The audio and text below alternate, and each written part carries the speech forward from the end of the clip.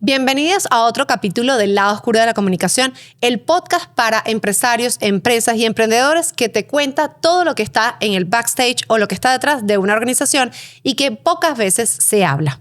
Estamos en una nueva temporada, en esta cuarta temporada que nos lleva a cada vez ir madurando, ir mejorando los distintos temas.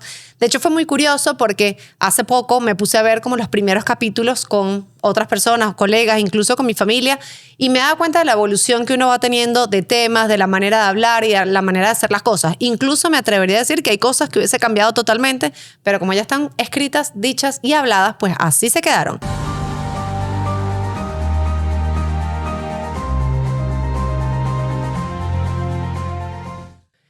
Lo importante es que podamos ir retomando, ir actualizando distintos términos que justamente nos están haciendo mucho mayor interés en este momento. En esta temporada queremos ir contando, como les decíamos en el capítulo anterior, muchos temas de un gran concepto del cual hemos venido trabajando en Abstractus, marcas que trascienden, y en mi caso personal durante el 2026 e incluso un poquito más detrás. De hecho, hay millones de temas que están alrededor del tema de reputación, pero justamente este 2026 se puso como de moda. Así que nos encanta que muchas más personas lo estén hablando y que también puedan sumarse en la ola de conocimiento, de compartir y de colaboración, siempre entendiendo que son temas muy importantes, muy críticos y que requieren de muchos años de estructura y conocimiento para poder conversar. En este capítulo vamos a ver una perspectiva distinta porque ¿qué pasa cuando vemos la reputación financiera desde el punto de vista de la empresa o del inversionista? Eso lo vimos en el primer capítulo. Pero ahora, ¿qué pasa cuando esa reputación, que es lo que todo el mundo dice de ti cuando no estás y que afecta a tu bolsillo, que es directamente la reputación financiera, se ve afectada por el CEO de la empresa o por sus cargos directivos más altos, su C-level? Esto es un tema sumamente importante que atacar y que tratar. ¿Ustedes han pensado en la cantidad de personas a estos niveles que son analizadas, investigadas y que incluso cuentan con información de cuáles pueden ser sus potenciales riesgos para la compañía? Esto es algo que poco se habla, que es poco común y que es sumamente importante de trabajar. Porque tenemos que entender que así como la empresa tiene su mapa de riesgos, también los cargos directivos y también los CEOs pueden tener riesgos inconscientes o conscientes que pueden pasar en cualquier momento y que pueden traer un problema reputacional posterior. Cuando nosotros tenemos una reputación bien construida y ese dividendo de confianza que hablábamos en el capítulo anterior y donde encontramos directamente el sentido a meter el activo intangible de la reputación dentro de un balance financiero, también tenemos que entender lo que vale la gente con la que trabajamos, pero también los riesgos que nos pueden traer. Imaginémonos un caso donde la narrativa de un CEO va por un lado y la de la empresa va por otro. Quizás al principio no se nota, pero cuando empieza a ser muy distinto y cuando empieza a hablarse de algo que va en contra de los valores o en contra del propósito, en contra de la filosofía de esta empresa, puede cohesionarse a una manera negativa y empezar a generar una matriz de opinión que puede ser muy tormentosa. Por eso yo siempre digo, cuando estamos en formaciones, en estas asesorías que hacemos C-Level a CEOs e incluso en formaciones de vocería o cualquier tipo de entrenamiento a C-Level hacia arriba, siempre les digo que lamentablemente crecer duele y que cuando crecemos tenemos que entender que viene con muchas responsabilidades y con una mochila bien grande y bien pesada, porque ya no somos nosotros solos que los que tenemos que hablar y cuidarnos. Ya es mucha gente que depende de nosotros y por ende nuestra narrativa, lo que decimos, lo que hacemos, lo que proyectamos, sí va a afectar positiva o negativamente a la empresa. Y allí es donde vamos a trabajar el día de hoy. Vamos a ampliar un poquito más el tema a través de 3 puntos que van a ser importantísimos si los que están viendo quieren ocuparse de estos temas. Lo primero es lo que podemos llamar como una prima reputacional. Es así como el seguro. Todos tenemos que tener literalmente ese backup que nos permita que en el momento de necesitarlo, pues vamos a utilizarlo. Cuando una persona de C-Level para arriba dice, bueno, es que yo no quiero ser tan público y tan notorio. Es cierto que no tenemos obligatoriamente que construir una marca personal, pero también es cierto que sí necesitamos construir una estrategia de notoriedad estratégica, valga la redundancia. ¿Por qué? Porque en este caso quizás se ha llevado mucho al tema de la influencia o de quienes me siguen o si salí bien en la foto o no. La verdad es que yo siempre que me lo preguntan les digo no importa cómo salga en la foto, sal como eres tú, auténtico y literalmente coherente para poder mostrar autenticidad y credibilidad, porque eso también importa. Ahora, la notoriedad estratégica, que es la otra parte que sí tenemos que trabajar, influye muchísimo porque imagínense que hubiese total desconfianza en esa persona un referente, un CEO, vamos a poner el ejemplo. Tenemos a un CEO que literalmente hace sus apariciones públicas porque su cargo lo amerita y confían en él plenamente. Este es un CEO que tiene plena confianza de todas las operaciones globales y regionales donde opera la compañía. Y no importa lo que esté pasando, el resultado que presenta es exactamente con fidelidad lo que los otros están viendo. ¿Qué pasaría si ese resultado no es exactamente como es en la realidad? Porque pueden haber algunas diferencias de criterios, puede haber alguna diferencia por desconocimiento, puede haber alguna diferencia incluso inconsciente o quizás consciente. Pero todo eso va a afectar a la narrativa de la compañía por completo y a veces confiamos tanto en un perfil que incluso tomar una decisión de eliminarlo de la situación o de sacarlo de esta película, y literalmente lo estamos hablando como si fuese una película donde tenemos que ir jugando con las personas que estamos viendo, puede ser aún más riesgoso.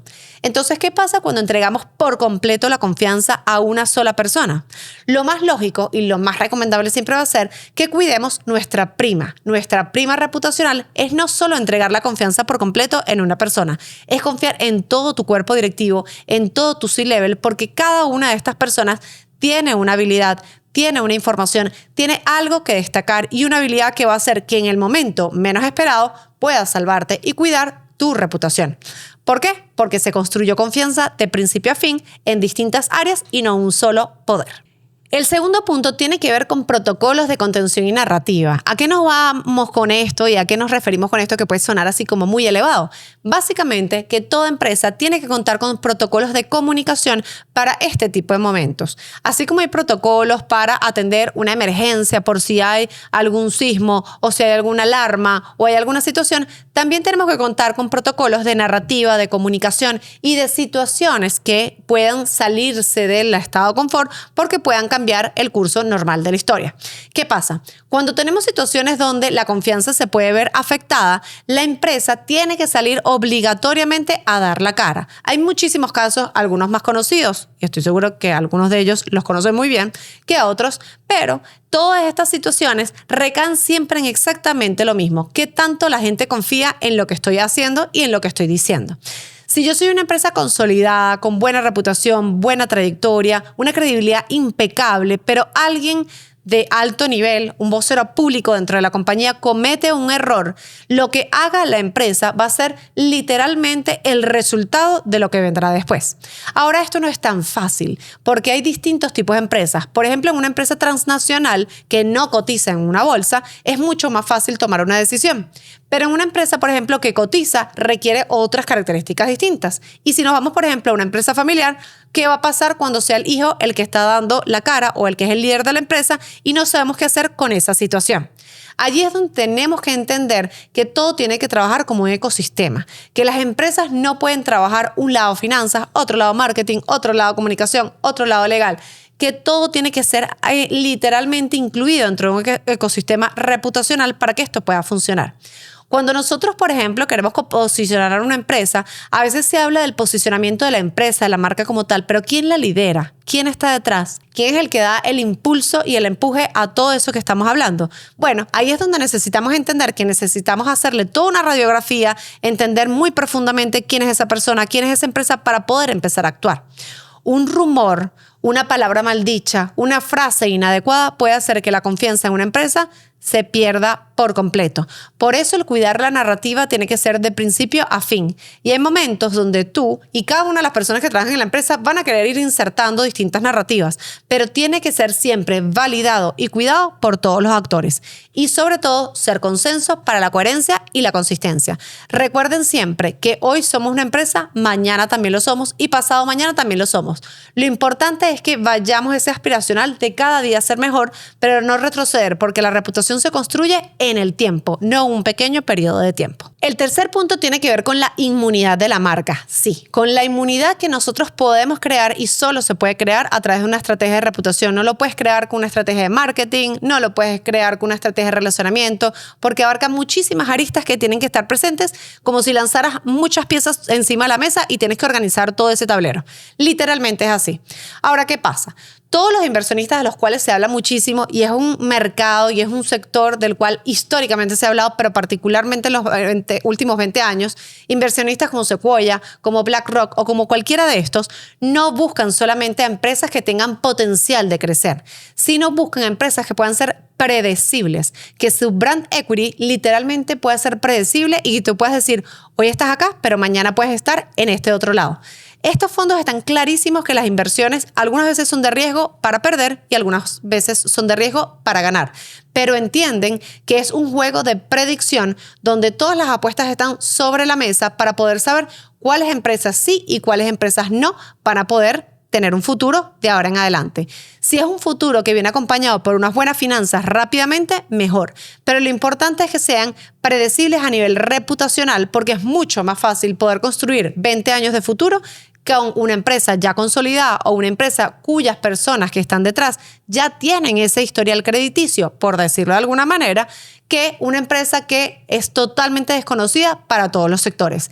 Que sí hay personas, que sí hay empresas que puedan ser la excepción, por supuesto, pero eso es uno en millones. Así que no esperemos para que las empresas puedan ser más de un montón, sino construyan literalmente ese futuro que buscan para cada una de ellas. Aquí lo importante es entender que todos los inversionistas confían muchísimo más en la trayectoria que tiene una empresa o una persona que está detrás que en el titular que sale en la noticia de prensa del día siguiente. Porque literalmente sabemos que podemos colocar información, incluso hay muchas fake news que pueden cambiar o tratar de cambiar la opinión pública o el panorama. Pero lo que se ha construido en el tiempo, eso sí no cambia. Es literalmente como la vida humana. Todo es consecuencia de cómo hemos sido. Si nosotros queremos correr un maratón, necesitamos entrenar para ello. No podemos correr un maratón de un día para otro sin entender que va a haber unas consecuencias.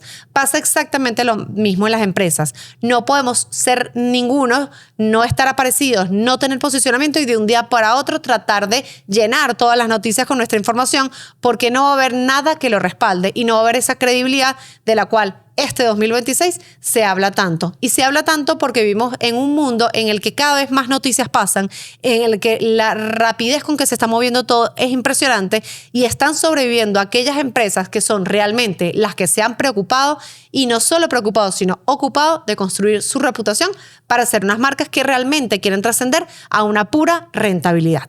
Hay un ejemplo que me encanta, que tiene que ver con muchos casos que han pasado. Como saben, en este podcast nunca vamos a decir el pecador, siempre vamos a decir el pecado para que cada quien pueda asimilarlo, entenderlo o tomarlo en cuenta para conocimiento propio o para poderlo aplicar en las empresas donde trabajo o para las cuales trabaja. Pero es el típico caso de las personas que a veces no entienden que los espacios públicos nos están escuchando en todo momento. Yo siempre doy un ejemplo que tiene que ver con un espacio donde daba una conferencia y una persona al finalizar la conferencia se acerca a mí y me dice, oye, eres igualita en persona que acá. A lo cual yo dentro de mi cabeza decía, bueno, es que soy la misma persona, no puedo ser lo mismo en persona que acá porque estoy en persona, es exactamente lo mismo para mí. Y le pregunto un poquito para entender a qué te refieres exactamente. Y por casualidad me dice que días atrás me había visto con mis hijos en un espacio público y había visto el trato que les había dado y me dice, es que eres exactamente igual como eres con ellos que como eres acá. Y me describe de una manera muy particular que realmente estaba atando unos hilos muy chéveres y fue muy interesante y satisfactorio ver que esa coherencia y consistencia se veía allí. Pero ahora imagínate este caso que es muy común y muy típico y yo siempre les dejo este dato en los baños, en los espacios públicos, en los restaurantes. Nunca hablan de cosas confidenciales porque siempre hay alguien que está escuchando. Hasta el mesonero más despistado está anotando y escuchando toda la información. ¿Qué pasa cuando una persona de alto nivel está en una cena? Y en esa cena, bueno, siente confianza con las personas que están alrededor de él y empieza a hablar información de una opinión quizás muy absoluta sobre algo particular. Imaginémonos que estaba dando una opinión sobre un tema de cambio climático, de algo muy particular y una empresa que él siente que lo está haciendo mal. Por supuesto, sin contexto, sin conocimiento, pero se siente en ambiente de confianza y por ende quiere hablar. ¿Qué pasaría si les digo que esta mesa estaba sentada la persona que validaba una serie de permisos que iban a darle a esta empresa para poder operar de una manera y que se sintió totalmente ofendido porque esa empresa que están cuestionando estaba literalmente bajo su cargo? Uno no tiene ni idea de con quién puede estar hablando. Uno no tiene ni idea de qué puede estar pasando. Y una sola palabra, una sola frase mal colocada o en el momento inadecuado puede hacer que venga en detrimento todo lo demás. ¿Acá qué pasó? Pues esta persona tuvo que pedir disculpas a esta otra empresa porque literalmente la junta directiva le reclamó el que haya cortado toda la negociación que había, y para poder deslindar un poquito lo que había dicho esta persona de la empresa, tuvieron que separar una decisión personal de una decisión empresarial. Hablar el CEO por su lado para pedir unas disculpas, incluso públicas, a este ente regulatorio, y la empresa poder dar un comunicado oficial que no era una opinión personal. Pero siempre entendamos que persona que trabaja dentro de una empresa lleva el logo o el sello de esa empresa. Siempre tenemos que cuidar lo que decimos y lo que hacemos, porque al final toda esta contención narrativa puede hacer que tu reputación sea literalmente valiosa y valga más para poder tener un activo de valor muchísimo mayor al que normalmente puedes tener. Esto se llama reputación financiera y es uno de esos puntos que literalmente están por allí escondidos en ese backstage del lado oscuro de la comunicación, de los cuales poco se habla, pero son tan importantes para poder operar en Venezuela, en la región y en el mundo entero. Vamos a seguir construyendo sobre este tipo de temas, vamos a seguir trabajando todo lo que tiene que ver con este gran concepto que ha sido tan importante para muchos, donde podemos unir las finanzas con el activo intangible de la reputación. Cosas que se pueden hacer desde entender, diagnosticar y poder construir antes de trabajar con personas, antes de trabajar con fondos o antes de construir narrativas, entender quiénes son, cuál es su trayectoria, qué riesgos tienen para mí, y eso se hace de manera muy sencilla. Pueden escribirnos a través de la información que les dejamos por acá y pueden contactarnos siempre por marcasquetrascienden.com para poder hacer mucho más eficiente todo este proceso. Los esperamos para un próximo capítulo y sigan sintonizándonos en el lado oscuro de la comunicación.